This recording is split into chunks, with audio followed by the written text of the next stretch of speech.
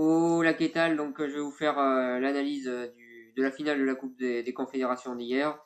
L'Allemagne face au Chili. L'Allemagne s'est imposée. Donc, je vais commencer par l'analyse du Chili et après par celle de l'Allemagne. Le Chili, ils ont dominé toute la partie. Ils ont eu des occasions. C'est eux qui ont fait le jeu. C'est eux qui ont eu le ballon. Malheureusement, ils n'ont pas réussi à concrétiser. Ils sont un petit peu rentrés dans le jeu des Allemands parce que les Allemands, ils aiment les équipes qui attaquent. Ils ont joué leur jeu habituel, mais finalement, face à l'Allemagne, ce jeu-là ne passe pas, vu que c'est un jeu que les Allemands aiment jouer contre. Donc, ils ont eu les occasions, ils auraient pu marquer un but, ils ont manqué de réalisme devant le but. Les attaquants ont manqué cruellement de réalisme côté chilien. Voilà, toutes ces occasions manquées, même s'ils ont poussé du début à la fin, ils y ont cru vraiment jusqu'au bout, ils ont tout donné, mais les occasions, à chaque fois, il n'y a pas eu but. Voilà, ils ont vraiment manqué de réalisme devant le but. Au milieu de terrain, ils ont été quand même assez forts, notamment Arturo Vidal qui fait vraiment une très bonne Coupe des Confédérations et qui méritait autant de gagner le trophée de meilleur joueur de la compétition que Draxler qui a pas non plus été super durant cette compétition. Bref. Et puis la défense chilienne, par contre, voilà, ils ont fait une erreur, ils ont été pris à défaut et ça leur a coûté le match. Et quand on sait qu'on joue contre l'Allemagne, on doit s'attendre à ce genre de choses. Donc la défense chilienne a quelque part fait perdre le match. Ils ont été en difficulté sur les attaques allemandes à chaque fois.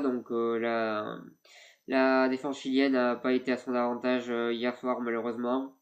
Globalement, le Chili a fait un bon match. Ils ont attaqué, ils ont eu les occasions.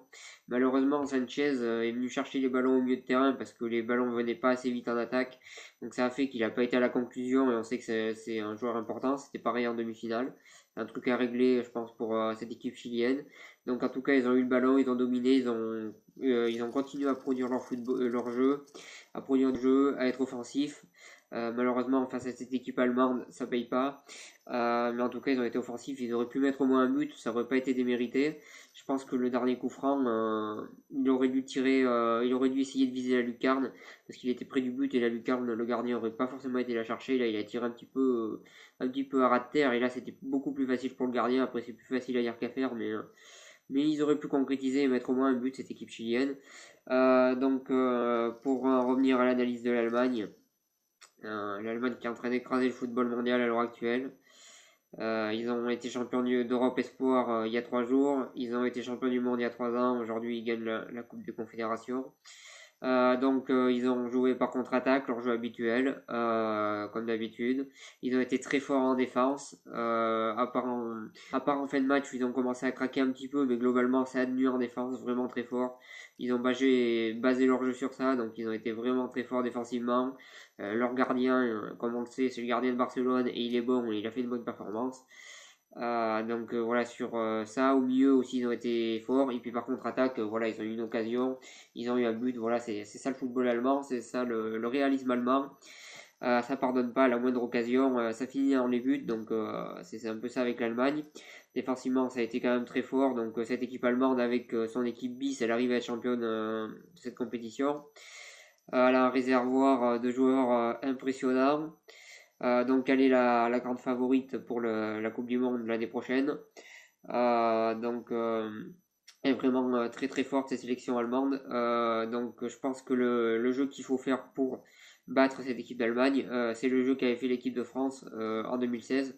Donc c'est-à-dire euh, c'est-à-dire rester en défense et jouer par contre-attaque. Parce que si on commence à créer le jeu face à cette équipe d'Allemagne, à l'heure actuelle, il y a aucune équipe capable de gagner face à cette équipe d'Allemagne en créant le jeu.